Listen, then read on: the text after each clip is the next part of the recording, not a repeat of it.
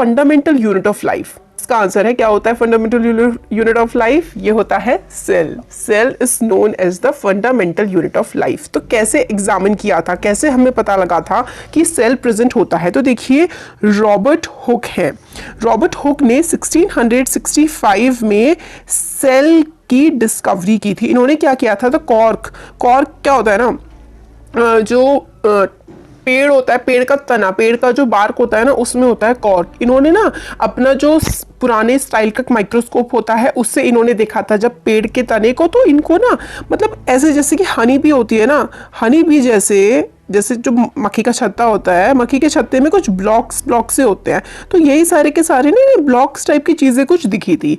तो इन्होंने इस चीज़ को सेल कहा था। सेल का मतलब होता है लैटिन में लिटिल रूम, मतलब छोटा सा रूम जो है सेल कहा था। और आज हम इस टर्मिनोलॉजी का इस्तेमाल करते हैं कि जो स्मॉलेस्ट फंडामेंटल यूनिट होती है लाइफ की, उसको हम लोग सेल कहते हैं। और जो रॉबर्ट हुक ने इसकी डिस्कवरी की थी 1665 में, बहुत ही इंपॉर्टेंट क्वेश्चन है आपका जो इंटेक्स्ट क्वेश्चन होते हैं, उसका पहला क्वेश्चन है who discovered cell and how.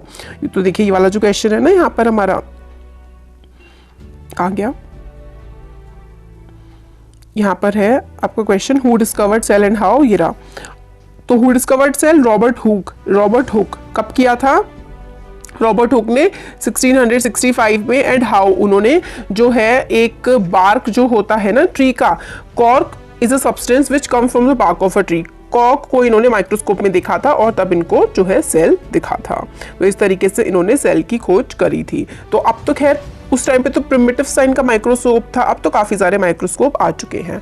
Next part आता है what are living organism made up of? Living organism किस चीज के बने हुए होते हैं? तो देखिए लिविंग ऑर्गेनिज्म बने हुए होते हैं सेल्स के। तो जो एक्टिविटी 1 है इसमें क्या कहा गया है कि आपको एक प्याज का टुकड़ा लेना है। प्याज के टुकड़े में अगर आप लोग खींचते हैं तो व्हाइट से कलर की एक पतली सी परत से पेन के आ जाती है ना, उस परत को आपको जो है एक स्लाइड पर रख लेना है। और उस स्लाइड को जब आप लोग माइक्रोस्कोप में देखेंगे ना, तो आप लोगों को उसके अंदर का जो डिवीजन है ना सेल का, कि किस तरीके से उसमें सेल डिवाइडेड है, वो आपको बहुत ही अच्छे से दिख जाएगा। आपको हाई पावर का जब कंपाउंड माइक्रोस्कोप से आप उसको देखेंगे तो बहुत ही अच्छे से आपको उसमें जो सेल बने हुए हैं ना वो दिख जाएंगे। तो इस तरीके से आपको दिखेगा जब ऑब्जर्व करेंगे आप cell of an onion peel. Onion peel में किस तरीके से सेल्स का डिवीजन होता है। देखिए ये जो है ना, ये छोटे छोटे क्या है, सेल्स हैं। सेल्स में क्या होता है, अंदर एक न्यूक्लियस प्रेजेंट होता है। तो हम लोगों को ये भी दिख जाएगा कि जो सेल होते हैं उसके अंदर क्या होता है, उसके अंदर एक न्यूक्लियस होता है। तो ये वाला हमारा हो गया। तो टेम्परेरी माउंट्स जब अनियन पील के डिफरेंट साइज के हम लोग देखेंगे तो इसमें यही है कि अलग अलग अनियन पील एक बार हमने इतनी बड़ी ले ली, एक बार छोटी ले ली और एक बार हमने उनको एक सबके ऊपर के ऊपर रख दिया। जब भी हम कुछ भी करेंगे ना तो भी हम देखेंगे कि चाहे कोई कितना भी छोटा पार्ट हो अनियन पील का, चाहे कितना ही बड़ा हो, सबके अंदर क्या होते हैं, सबके अंदर सेल्स प्रेजेंट होते हैं। तो व्हाट आर दीज स्ट्रक्चर्स? तो these structures look similar to each other. चाहे कोई भी साइज ले लीजिए, सारे के सारे स्ट्रक्चर सिमिलर लगेंगे। Together they form a big structure like a onion bulb. Onion bulb मतलब अनियन का बड़ा सा टुकड़ा की तरह हम लोगों को सारे के सारे जो सेल के स्ट्रक्चर दिखते हैं। हम लोगों ने जो एक्टिविटी करी थी, हमने डिफरेंट साइज के अनियन बल्ब्स लिए थे, मगर सबका जो स्मॉल स्ट्रक्चर था, जब हम लोगों को चाहे कितना ही बड़ा ले लें चाहे छोटा ले लें, माइक्रोस्कोप के जब अंदर हम देखेंगे तो हमें जो सेल दिखेंगे ना वो हम लोगों को बिल्कुल एक जैसे ही दिखेंगे। ये है इसमें small structure that we see are basic building units of onion bulb. These structures are called cell. जो छोटे छोटे से हम लोग को स्ट्रक्चर दिख रहे हैं ना अनियन के अंदर, जब हम लोग उसको माइक्रोस्कोप के अंदर रख के देख रहे हैं तो उसी चीज को हम लोग सेल्स कहते हैं। सिर्फ अनियन में ही नहीं, जितने भी अर्थ पर ऑर्गेनिजम्स प्रेजेंट हैं सबके सब सेल से ही बने हुए हैं।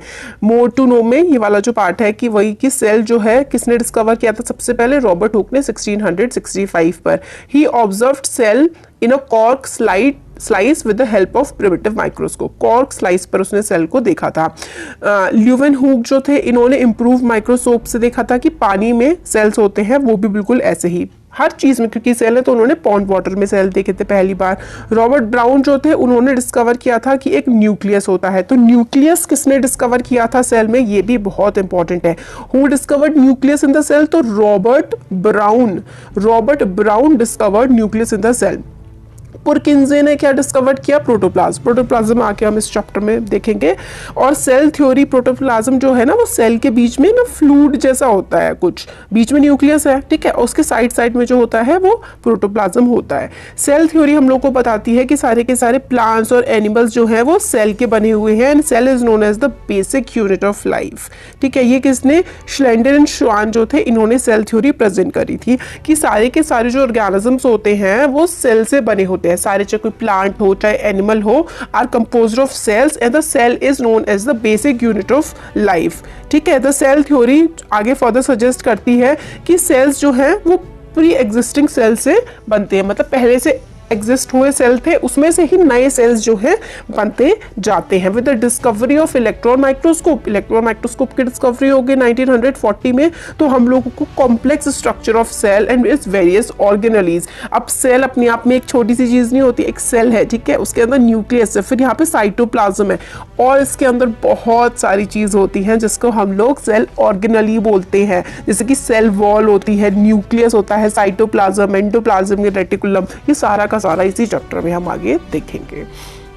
फिर वही है कि इन्वेंशन ऑफ मैग्नीफाइंग लेंसेज, हम लोगों को माइक्रोस्कोपिक वर्ड के बारे में पता लगा। जब मैग्नीफाइंग लेंसेज मिल गए तो हमें और अंदर कितनी छोटी छोटी चीजें हैं वो भी हमें पता लगने लगी। अब बहुत सारा देखिए, singular structure single cell organisms भी होते हैं और मल्टी सेलुलर ऑर्गेनिज्म भी होते हैं। जो सिंगल सेल ऑर्गेनिज्म होते हैं उसको हम लोग अमीबा कहते हैं, ठीक है, अमीबा कहते हैं, अमीबा, पैरामीशियम और बैक्टीरिया, ठीक है, पैरामीशियम, अमीबा, पैरामीशियम, बैक्टीरिया, ये सिंगल सेल ऑर्गेनिजम्स होते हैं। और मल्टी सेलुलर ऑर्गेनिज्म होते हैं जैसे कि ह्यूमन बीइंग। सिंगल सेलुलर या फिर आप उसको यूनिसेलुलर भी कह सकते हैं। यूनि का मतलब होता है सिंगल या फिर one. On the other hand काफ़ी सारे ऑर्गेनिज्म होते हैं जिसमें बहुत सारे सेल्स होते हैं, जैसे कि ह्यूमन बीइंग्स, एनिमल्स, प्लांट्स, है ना, तो वो मल्टी सेलुलर ऑर्गेनिजम्स हो गए। हर multicellular organism has come from single cell organism. किस तरीके से सारे के सारे जो मल्टी सेलुलर ऑर्गेनिज्म हैं पहले तो वो एक सिंगल सेल ऑर्गेनिज्म ही रहे थे, और वो मल्टी सेलुलर कैसे हो जाते हैं? Cells divide to produce cells of their own kind. All cells thus come from pre existing cells. हम लोगों ने सेल थ्योरी में पढ़ा था कि all cells comes from pre existing cells. इसका मतलब है कि एक सबसे पहले एक छोटा सेल होता है, वो सेल खुद को डिवाइड कर देता है, फिर ये सेल खुद को और डिवाइड करते जाते हैं, डिवाइड करते जाते हैं, तो एक सेल से बहुत सारे सेल्स बन जाते हैं, ठीक है। तो cell divide to produce cells of their own kind. Cell divide होता है, खुद अपने जैसा ही सेल बना देता है। अब आगे हम लोग देखते हैं कि सेल्स जो है उसके बहुत सारे डिफरेंट स्ट्रक्चर्स होते हैं, जैसे कि हम लोग को दिख रहा है ये नर्व सेल है, ये आप लोगों को भी 9th में आगे हम लोग आगे भी पढ़ेंगे नर्व सेल के बारे में, नेक्स्ट चैप्टर में 10th में भी पढ़ेंगे। अब बायो लेंगे, 11th 12th बायो लेंगे तो नर्व सेल तो चलता ही रहेगा। सेल्स अलग अलग शेप्स के होते हैं। देखिए नर्व सेल कैसा लंबा सा है, एक मोटा सा गोल सेल होता है, ओवम होता है, ये smooth cell, blood cell, bone cell, अलग अलग शेप्स के सेल्स होते हैं। तो some organisms can have cells of different kinds, जैसे कि ह्यूमन बींग्स में जो सेल होते हैं वो अलग अलग तरीके के होते हैं, हम लोग ये इसमें देख रहे हैं। जो शेप होता है सेल का, साइज होता है, are related to specific function they perform. मतलब जो भी शेप एंड साइज होता है ना सेल का, वो उस पर डिपेंड करता है कि वो फंक्शन क्या परफॉर्म कर रहा है, मतलब जो उसका काम होगा उसके हिसाब से ही सेल की शेप एंड साइज होगी। कुछ सेल्स होते हैं जैसे कि अमीबा तो खुद की शेप को चेंज करता है, तो अमीबा ऐसे भी हो सकता है, अमीबा ऐसा भी हो सकता है, अमीबा ऐसा भी मतलब अलग अलग शेप का अमीबा हो सकता है। वो अपनी ज़रूरतों के हिसाब से अपनी शेप को चेंज करता रहता है। कुछ केसेस में जो सेल होते हैं could be more or less fixed और peculiar from a particular type of cell. कुछ सेल होते हैं जो अपनी शेप चेंज नहीं कर पाते, जैसे कि नर्व सेल है, उसकी टिपिकल शेप होती है। हम लोगों ने देखा था ना नर्व सेल, मैं आपको बताई थी, बहुत पढ़ेंगे आप इसके बारे में। इस टाइप से जो है क्या बना दिया ये देखिए, ये नर्व सेल है, ये नर्व सेल की एक पर्टिकुलर शेप है, ये अपनी शेप को चेंज नहीं कर सकता है। बहुत सारे सेल्स जो अपनी शेप को चेंज कर सकते हैं। ठीक है। तो ईच लिविंग सेल जो होती है, हर लिविंग सेल के पास कैपेसिटी होती है परफॉर्म करने का basic function that are characteristic of living forms. हर सेल के पास अपनी कैपेसिटी होती है कि वो अपने बेसिक फंक्शंस को परफॉर्म करता है जो पूरे के पूरे लिविंग फॉर्म के लिए ज़रूरी है। अब इसका क्या मतलब है, देखिए आपकी बॉडी में बहुत सारे सेल्स हैं, हर सेल अपना काम अपने अंदर करता रहता है और सारे के सारे सेल्स मिल करके जो काम कर रहे हैं वो पूरे के पूरे एक लिविंग फॉर्म को चला रहे हैं। मतलब आपके अंदर बहुत सारे सेल्स काम कर रहे हैं और हर सेल का जो काम है वो आपकी पूरी बॉडी को चला रहा है। अब how does the living cell perform their basic function. अब ये जो सेल हैं वो किस तरीके से अपने बेसिक फंक्शन को परफॉर्म करते हैं। बेसिक फंक्शन का मतलब है अपना जो डेली का काम होता है किस तरीके से करते हैं। हम लोग जानते हैं जैसे कि डिवीजन ऑफ लेबर होता है मल्टी सेलुलर ऑर्गेनिज्म में, जैसे कि ह्यूमन बीइंग। अब डिवीजन ऑफ लेबर क्या हुआ, आपके घर में जैसे कि सपोज करिए अगर आपकी मदर जो है वो होम मेकर है, मतलब वो घर का काम कर रही है, खाना बना रही है, बाकी सारे घर के काम कर रही है, आपके फादर पैसे कमा रहे हैं, तो एक डिवीजन ऑफ लेबर हो गया ना। डिवीजन ऑफ लेबर का मतलब होता है सब अपना काम बांट के कर लेते हैं। इसी तरीके से हमारी बॉडी के जो सेल्स होते हैं वो भी डिवीजन ऑफ लेबर को फॉलो करते हैं। डिफरेंट ऑर्गन जो है ह्यूमन बॉडी के वो डिफरेंट काम करते हैं। जैसे कि हमारा हार्ट जो है वो ब्लड की पंपिंग करता है, मतलब पूरे हमारी बॉडी में ब्लड को पहुंचाता है। हमारा स्टमक, हमारा पेट खाने को डाइजेस्ट करता है। इसी तरीके से हर सिंगल सेल जो है वो डिवीजन ऑफ लेबर में पार्टिसिपेट करता है। इनफैक्ट हर सेल जो है उसका अपना एक स्पेसिफिक काम होता है। विद सेल है ना, सेल के अंदर बहुत सारे ऑर्गेनेली होते हैं, उन सेल ऑर्गेनेली का अपना अपना अलग अलग काम होता है। Each kind of self organelle perform a specific function such as making of new material in the cell, clearing up the waste material in the cell and so on. Cell के अंदर बहुत सारी चीज़ें होती हैं जो अपना अपना काम कर रही होती है। जैसे कि कुछ का काम होता है नए सेल्स को बनाने का काम करना, कुछ का काम होता है जो गंदगी हो गई है सेल में उसको साफ करना, है ना। तो हर सेल, जैसे ह्यूमन बॉडी के अंदर बहुत सारे ऑर्गन्स हैं। ऑर्गन कैसे बने हुए, ऑर्गन बहुत सारे सेल्स से मिलकर के बने हुए हैं, तो हर कोई अपना अपना काम कर रहा है। इसलिए सेल के अंदर भी बड़े सारे ऑर्गेनेलीज होते हैं जो अपना अपना काम कर रहे होते हैं। Cell is able to live and perform all its function because of these organelles. Cell के ऑर्गेनेलीज होते हैं जिसके बारे में हम अभी आगे चैप्टर में पढ़ेंगे। सेल अपना काम इन ऑर्गेनेलीज की वजह से ही कर पाता है। ये सारे ऑर्गेनेलीज जब मिलकर के आते हैं तो बनाते हैं the basic unit called the cell. तो बेसिक यूनिट का मतलब हो गया जो सबसे छोटी यूनिट है जिसकी वजह से लाइफ फॉर्म चल रही है, वो होती है basic unit. It is interesting that all cells are found to have the same organelles, no matter what their function is or what organ they are found in. तो मतलब बड़ी इंटरेस्टिंग सी चीज़ है कि जो सेल ऑर्गेनेलीज होते हैं ना, ये सारे के सारे सेल्स में बिल्कुल सेम होते हैं, चाहे वो हर ऑर्गेनली हर जगह जाकर के काम अलग अलग करता है। जैसे सपोज करिए आप स्कूल में अलग तरीके से बिहेव करते हैं, पेरेंट्स के सामने अलग तरीके से बिहेव करते हैं और फ्रेंड्स के सामने अलग तरीके से, मगर हैं तो वो आप ही ना। तो इसी तरीके से सेल ऑर्गेनेलीज जो है ना, सपोज करिए ये सेल है, इसके अंदर न्यूक्लियस है, बहुत सारे सेल ऑर्गेनेलीज होते हैं जैसे कि एंडोप्लाज्मिक रेटिकुलम हो गया, साइटोप्लाज्म हो गया, है ना, और माइटोकॉन्ड्रिया हो गया और गोल्गी अपरेटस। सपोज करिए आप माइटोकॉन्ड्रिया हैं, आप माइटोकॉन्ड्रिया हैं, आप इस सेल में, ये सेल आपका स्कूल है, यहाँ पर आप अलग तरह से बिहेव करेंगे अपने टीचर के सामने, फिर आप ही हैं माइटोकॉन्ड्रिया दूसरे सेल में पहुंच गए, घर में पेरेंट्स के सामने अलग तरीके से, और आप ही हैं फ्रेंड्स के सामने अलग तरीके से। तो हर सेल ऑर्गेनली अलग अलग सेल्स में अलग अलग तरीके से, अलग ऑर्गन में जाकर के अलग तरीके से बिहेव करता है जिस तरीके से उसको करने की जरूरत होती है। तो बहुत ही होशियार होता है, तभी तो आप होशियार हैं, आप भी तो सेल से मिल करके बने हुए हैं। What is cell made up of? What is the structural organization of a cell? Cell किस चीज का बना होता है, मतलब स्ट्रक्चरल ऑर्गेनाइजेशन क्या होती है, क्या होता है सेल के अंदर, वो हम लोग इसमें पढ़ेंगे। इससे पहले हम लोग देख चुके हैं कि सेल में जो है एक स्पेशल टाइप के कंपोनेंट्स होते हैं जिसको हम लोग सेल ऑर्गेनली बोलते हैं। अब how is the cell organized? Cell organelles तो होते हैं, मगर सेल ऑर्गेनाइज्ड कैसे होता है? अगर हम लोग सेल को माइक्रोस्कोप के अंदर देखें तो हम लोगों को उसमें मेनली मतलब 3 फीचर्स दिखेंगे इन ऑलमोस्ट एवरी सेल। हर सेल में हमें कम से कम 3 चीज़ें तो ज़रूर ही दिखती हैं। वो क्या होता है? Plasma membrane, nucleus and cytoplasm. तो देखिए, जैसे मैं आपको बताती हूँ, ये जो है ना एक सेल है, सेल के बाहर वाली जो लेयर होती है ना उसको हम लोग सेल मेम्ब्रेन या फिर प्लाज्मा मेम्ब्रेन कहते हैं। सेल के मिडिल में ना एक सर्कुलर सा स्ट्रक्चर होता है जिसको हम लोग न्यूक्लियस बोलते हैं, और सेल मेम्ब्रेन या फिर प्लाज्मा मेम्ब्रेन और न्यूक्लियस के बीच में ये सारा का सारा जो फ्लूइड जैसा मटेरियल होता है ना, इसको हम लोग साइटोप्लाज्म बोलते हैं। और सारी की सारी एक्टिविटीज़ जो होती है सेल के अंदर, inside the cell and interactions of the cell with its environment are possible due to these features। मतलब सेल के अंदर जो भी कुछ हो रहा है और सेल अपने बाहर के एनवायरनमेंट के साथ जिस भी तरीके से इंटरेक्ट कर रहा है ना, वो इन 3 चीज़ों की वजह से ही होता है। अब आता है सेल मेम्ब्रेन और प्लाज्मा मेम्ब्रेन। प्लाज्मा मेम्ब्रेन या फिर सेल मेम्ब्रेन क्या होती है? तो अभी हम लोगों ने देख लिया था कि जो आउटर मोस्ट कवरिंग होती है ना सेल की, जो सेल के कंपोनेंट्स, सेल के अंदर के जो कंपोनेंट्स हैं और सेल के बाहर के जो कंपोनेंट्स हैं, उन दोनों को जो अलग अलग करती है, मतलब ये सेल है, इसके बाहर की जो मेम्ब्रेन है वो सेल मेम्ब्रेन है, इसके अंदर के जो कंपोनेंट्स हैं और सेल के बाहर के जो कंपोनेंट्स हैं, इनको सेपरेट करने का काम कौन करता है? ये जो आउटर कवरिंग है, जिसको हम प्लाज्मा मेम्ब्रेन या फिर सेल मेम्ब्रेन कहते हैं।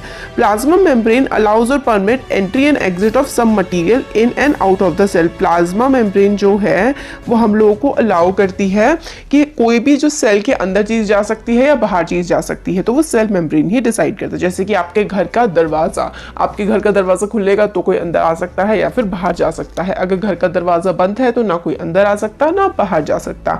इसी तरीके का काम जो है प्लाज्मा मेम्ब्रेन या सेल मेम्ब्रेन एक सेल में करती है। ठीक है। It also prevents movement of some materials. कुछ मूवमेंट के मटेरियल को प्रिवेंट करती है और कुछ को आने देती है। इसलिए हम लोग सेल मेम्ब्रेन को सेलेक्टिवली परमिएबल मेम्ब्रेन भी कहते हैं। सेलेक्टिवली का मतलब होता है ये सेलेक्ट करती है, चुनती है कि कौन आ सकता है, कौन जा सकता है। परमिएबल, परमिएबल वो चीज होती है जिसके अंदर बाहर आप जा सकते हैं, तो वो परमिएबल हो गई। तो सेल मेम्ब्रेन क्या हो गई? सेलेक्टिवली परमिएबल मेम्ब्रेन हो गई, क्योंकि इसके अंदर बाहर आया जाया जा सकता है। तो how does the movement of substance takes place in the cell? तो सेल के अंदर चीजों का मूवमेंट किस तरीके से होता है। And how do substances move out of the cell? Cell के अंदर चीजें कैसे मूव करती हैं और सेल के बाहर ही अंदर की चीजें किस तरीके से जाती हैं, ये हम लोग अब इसमें देखेंगे। तो कुछ सब्सटेंसेस होते हैं जैसे कि कार्बन डाइऑक्साइड, ऑक्सीजन, ये मूव कर सकते हैं सेल मेम्ब्रेन के अंदर बाहर। ठीक है, कार्बन डाइऑक्साइड हो गया, ऑक्सीजन हो गया, सेल मेम्ब्रेन के अंदर बाहर मूव कर सकते हैं। और जो अंदर बाहर मूव करने का प्रोसेस होता है, इसको हम लोग डिफ्यूजन बोलते हैं। ठीक है, तो हम लोगों ने प्रोसेस ऑफ डिफ्यूजन केमिस्ट्री वाले चैप्टर में भी पढ़ेंगे हम लोग।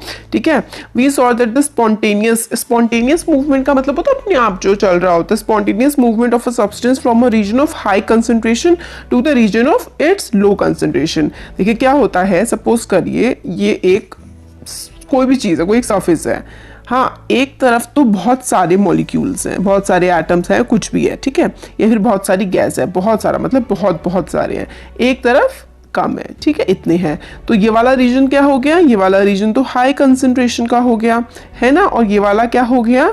ये वाला हो गया लो कंसंट्रेशन का।